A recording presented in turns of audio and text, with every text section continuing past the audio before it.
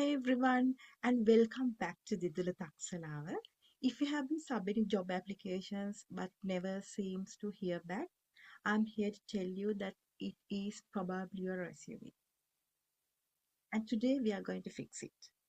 Your resume is your one shot to impress a recruiter, and you have less than 7 seconds to do it. You also have to beat the robot software. We call that as Applicant Tracking System or ATS. If you are serious about landing that next job, you are in the right place. We are breaking down the entire resume process today. So hit that subscribe button below right now so you don't miss any of our future career tutorials. In this ultimate guide for 2026, I'm giving you the exact blueprint, the powerful action verbs, and the exact formula needed to write a resume that guarantees you land the job interview. Stick around because by end of this video you will have the tool you need to get hired. Okay, now let's get started. Before we even write a single word, we need the right canvas. Think of this as your resume blueprint. The goal here is simple: maximum readability and minimum distraction. Format considered is reverse chronological order for most of the people. The golden rule: first, length and space. The single most important rule here is one page limit. Unless you are a senior executive or a specialized engineer or a professor with 10 years of publications, your resume is one page. End of the story. Why? Because of that 6-second rule we talked about just now. A recruiter will not turn the page. They need your best content right up front. To make that one page breathable, use sufficient white space. Don't cram the margins. Keep your margins between roughly 0.5 to 1 inch. White space is your best friend. It lets the recruiter's eye relax and focus on the important details. The second thing is font consistency and the layout. Next, these are the basics. Font choice is critical. Don't get fancy. We are going for professional, not artistic. Use industry standards like Calibri, Arial, or Times New Roman. Keep your font size between 10 and 12 points. Anything smaller is unreadable. Anything larger wastes the precise space. So most importantly, be consistent. If you use bold for your job titles, use bold for your education degree as well. If you use thin line separator, use the same line every time. Inconsistency signals a lack of attention to detail. Third rule here is the 5 essential sections. Finally, here are the 5 sections in the order a recruiter expects to see them. Get this order right. Contact information, name, phone number, and your professional email address, as well as the clean LinkedIn URL. Professional summary, your 3 to 5 line elevator pitch, which we will cover next. Third one is experience or employment history. This is the meat of the sandwich. We will use the XYZ formula here, which I'm going to cover next. And the fourth one, skills. This is where you separate your hard skill like Python and some other software programs from your soft skills. And finally, education. For most people, this is the last stop on your resume. As I have mentioned before, must-haves are your full name, phone number, and professional email address. And avoid using unprofessional email addresses like Coffee Lover 1985 and or something similar. And now let's discuss the professional summary. This is arguably the most crucial few seconds you have to impress a human being. Think of this as your elevator pitch. It's highly condensed, 3 to 5 sentence paragraph or set of bullet points at the very top of your resume. Its job is simple. Tell the recruiter who you are, what value you bring, and what you are looking for. It could be a generic objective statement like seeking a challenging position that is kind of dead. We are writing a summary that is tailored, specific, and result focused. Now I'm going to explain a formula for a killer summary. Sentence 1. Your title and years of experience. Maybe you can say highly analytical marketing specialist with more than 5 years of experience in this area. And then sentence 2, your key quantifiable achievements. Proven ability to lead generation resulting in 30% increase in qualified sales opportunities over this much of period of time. And the sentence 3, the last one, the specific type of role you are seeking using keywords from the job description is really important here. Seeking to leverage expertise at this particular company to scale digital outreach efforts. Now let's discuss what we call as keywords, tailoring and keywords. This is where the ATS comes back in. You must tailor this summary for every job. For each and every job that you apply, you should have a separate professional summary. Look at the job description. If they list Salesforce or budget management and cross-functional leadership, those are the keywords. Those words need to appear naturally in your summary. This tells the ATS you are a match and tells the recruiter you paid attention. By the time the recruiter finishes reading your summary, they should already know if you are a strong candidate before they even get to your job history. It sets the stage for your success. All right. We are now in the most important part of your resume, the experience section. This is where you prove you can deliver the value.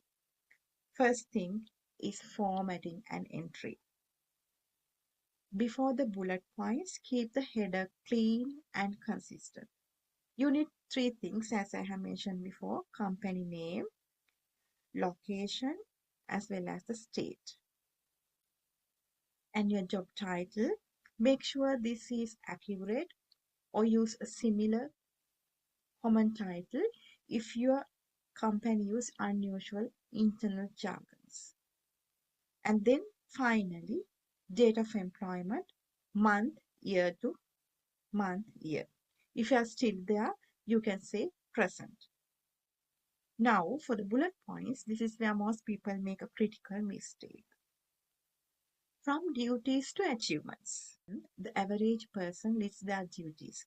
For example, responsible for training new staff or manage daily inventory. Stop that immediately. A job description already lists those duties. The recruiter knows what a marketing manager normally does. They want to know what you did better than anyone else. Your bullet point must be achievements. Every single bullet point must answer the question, how did I make the company better, faster, or richer? So now I will explain this XYZ formula. This is where the XYZ formula becomes your secret weapon. If you are describing a task and you can't back it up with a number, then it probably shouldn't be on your resume. For example, if a previous bullet point was manage the team of 4 junior developers, that's a duty. Using XYZ formula, we transform it into an achievement. We can take an action as mentored 4 junior developers. And then the result, reducing team code errors by 25% or whatever the number. And the context, and improving development speed by 1 day within the first quarter with a period of time. Here, those numbers that I mentioned before, like 25% as well as within 1 day or within first quarter, those are the numbers. That shows concrete impact. That is proof of performance, not just a list of responsibilities.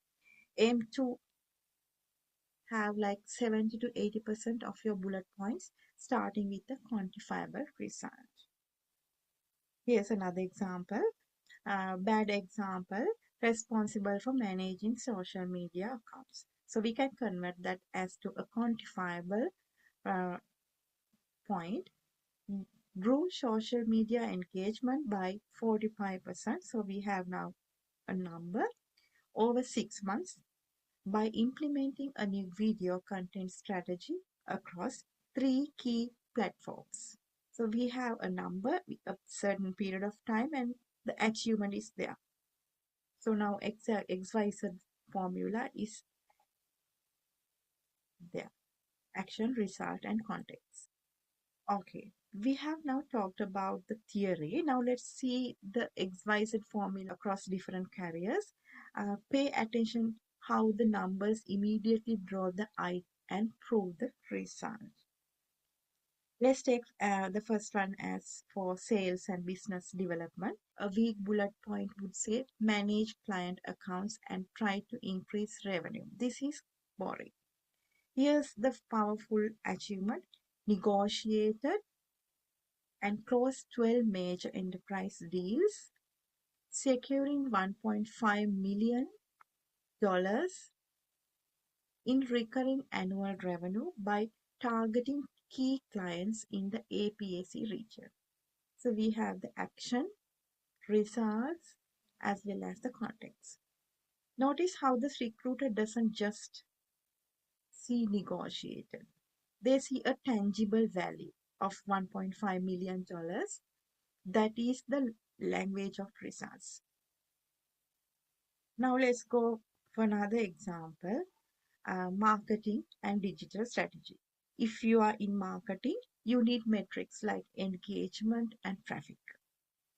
Here's the achievement: revamp the organic search strategy, increasing organic web traffic by 65% in 6 months through comprehensive site audits and optimizing 150 plus high value landing pages. Here we see two numbers like 65% growth and 150 pages optimized. The achievement is crystal clear and immediately impressive. So now let's take another example for project management and operations. For project managers, your impact is measured by efficiency, time, as well as budget. Here is how you write an achievement: coordinated a $500,000 cross-functional system migration, delivering the project 2 weeks ahead of schedule and 10% under budget, using agile methodologies and clear communication protocols. Look at the impact here: ahead of schedule and under budget. Those are the two phases every director wants to read on a resume. Now let's take another example: customer service and operations. Here focuses on efficiency and resolution. For roles in customer service support operations, your achievements are measured by efficiency as well as customer satisfaction mainly. You need to show that you made the experience faster, better, or solved problems more effectively. A weak point, you can maybe say answered customer calls to resolve issues. You can have a powerful achievement like this here, showing systematic improvement. Implemented a new ticket escalation process, reducing the average customer resolution time by 35% by restructuring the Tier 1 and Tier 2 support teams' workflow. Notice how you used the number 35%. That is a massive efficiency gain. You didn't just answer calls, You improve the entire system for handling those calls, demonstrating both problem solving as well as leadership. Now let's take another example for technical and development roles, which focuses mainly for performance and scale. If you are in development, engineering, or IT fields, your metrics resolved around system performance, speed, as well as reliability. Mainly, you need to highlight the impact your code or infrastructure changes you made. A generic bullet point you maybe used Python to integrate a new API. And at the same time, here is the achievement showing the tangible performance gain using this XYZ formula. Engineered a new API integration using Python and AWS Lambda, which improved system data processing speed by four times and eliminated previous latency bottlenecks. The key number here is 4. This clearly communicates a massive performance improvement. Recruiter sees that you didn't just write code, you wrote code that resulted in a faster, more stable product, which translates directly to cost savings as well as user satisfaction. The key takeaway, the core message is you cannot simply describe what you did. You must prove that you accomplish. Every single bullet point you should be designed to immediately answer the recruiter's question. What did this person do to make their last company better? If you can't back it up with a number, rethink the bullet point.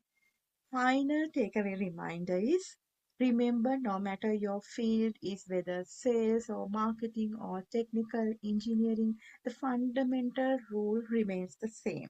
If you can quantify your result by proving your value, use these examples to model your own achievements and get your resume noticed. Now that we understood the XYZ formula, the action which we call X part is crucial. You must stop using weak or passive verbs like helped, did, or I was responsible for. You need to start every bullet point with a verb that screams value and achievement. Here are a couple of categories of power verbs you need to master. Now let's take verb to showcase leadership and management. You can use these words like directed, oversaw, guided, mentored. If you created a structure, you coordinated the project. These verbs tells the recruiter that you drive outcomes. Another thing is verbs related for achievements as well as for results.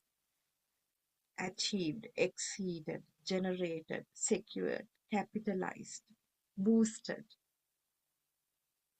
These are the verbs if you directly impacted the bottom line, growth or for an efficiency. These are the most powerful verbs you can use. If you hit a target, say you can say achieved or exceeded that. Did you create something that generated revenue? Say you generated or secured that particular amount of revenue for the company. If you found a solution to a chronic problem, you can say you resolved or maximized the performance. Now let's discuss the next category, creativity, innovation, as well as execution. If you build or reformed, design something new, use these verbs to show initiative and technical skills. You didn't just make a new system, you engineered it. You didn't just change the website, you revamped or transformed it. If you were the first to implement a new tool, you pioneered or instituted that process. For financial as well as for quantifiable matters, you can use these words like reduce, decrease, forecasted, allocated, budgeted, generated, or any word that matches the situation. Now let's discuss the verbs for communication and training as well as analysis. These are great for roles heavy in research, writing, or collaboration. Instead of rote reports, say you author detailed documents. When talking about teamwork, you collaborated or negotiated. If you spend time studying data, you analyze, diagnose, or synthesize the findings. Remember, the verb is the first word a recruiter reads. Choose the strongest word that accurately reflects your accomplishment and then immediately follow it with that quantified results. Your resume will instantly become 10 times more impactful. Now we are almost done with the content, but this section is your last big chance to impress the robot ATS. This is the skills section. You have basically two skill buckets. When writing your skills, you need to separate them into two distinct buckets. First one is hard skills and then soft skills. Hard skills. These are your technical, measurable abilities. Think software, foreign languages, certifications, or specific methodologies. These are the keywords the ATA is actively searching for. Examples include Python, AutoCAD, Salesforce, or financial modeling. These must be listed clearly. And under soft skills, these are your interpersonal traits. For example, communication, leadership, teamwork, problem solving ability. While these are essential for the job, you should only list them if you are explicitly mentioned in the job description. And if you can back them up with your experience section using XYZ formula. If your bullet point says you led a cross-functional team, then yes, you can use here the leadership. You can list under soft skills, leadership. Here's the tip. Treat this section like an index for the ATS. Go back to the job description and look for the technical requirements. If the job demands proficiency in cloud computing, make sure you list AWS or Microsoft Azure, Agile. Do not just list a skill unless you actually possess it. That's important. But if you have it, make sure it's spelled out clearly so the robot can find you. A quick word of warning, avoid proficiency scales. Don't use star ratings or bar graphs or labels like expert or beginner. First, the ATS can't read those graphics. Secondly, they are subjective and often seen as unprofessional. Simply list the skill. If you are comfortable using it in a work setting, it belongs on your resume. You have now used the XYZ formula. You have optimized your verbs. You now have a great resume. But before you hit the send, you have two non-negotiable steps. These are the steps that turn a good resume into a job-winning resume. Step 1 is the secret weapon of every successful job seeker. You must tailor your resume for every single job application. I know it sounds like extra work, but sending out 50 generic resumes will get you 0 interviews. Sending out 5 targeted resumes will get you 3 interviews at least. It's about your quality over quantity. To tailor it, grab the job description, highlight the 5 most important requirements, the core responsibilities. Then make sure those exact keywords like stakeholder management or data analysis appear naturally in your professional summary and in your experience bullet points. This guarantees two things. ATS sees a 100% match. A recruiter sees immediately that you fit for their specific needs. Other thing is proofreading. Here, zero tolerance for errors. Your resume must be 100% free of typos and grammatical errors. So a single mistake suggests a lack of attention to detail, and recruiter has hundreds of reasons to disregard your application. So don't get them to miss this easy one. Here's the 3 quick steps for final check. Use the software like a spell check, or some other softwares are also available now, but don't rely on them entirely. Uh, Secondly, you can print it out, read a physical copy, which forces your brain to slow down and check errors. And sometimes more errors jump out at you much more easily than they do on the screen. Finally, get a second set of eyes. Ask for a friend or a former colleague or a mentor to review it for 5 minutes. They will catch the mistakes you have read over dozens of times. If you follow this guide, if you apply one page rule, use the powerful XYZ formula, and complete this final tailoring and proofreading checklist, you will have a resume that cuts through the noise and gets you noticed. Now it's your turn. Start applying these formulas to your current resume. Hit the like button if this guide helped you, and subscribe so you don't miss our next video where we can cover how to write a cover letter that get noticed. And I'll see you in the next video.